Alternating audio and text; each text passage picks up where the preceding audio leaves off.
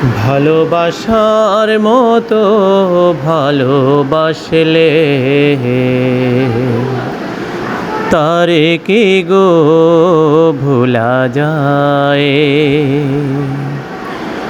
ভালোবাসার মতন ভালোবাসলে তারে কি গো ভোলা যায়। তবে এখন মানুষ ভালোবাসার মতো ভালোবাসে ঠিকই, কিন্তু সেটা আমার মনে হয় অর্থ সম্পদ, টাকা পয়সা। মানুষ মানুষকে আর ভালোবাসার মতো ভালোবাসে না। এটাই আমার কাছে বাস্তবতা এবং সত্য মনে হয়।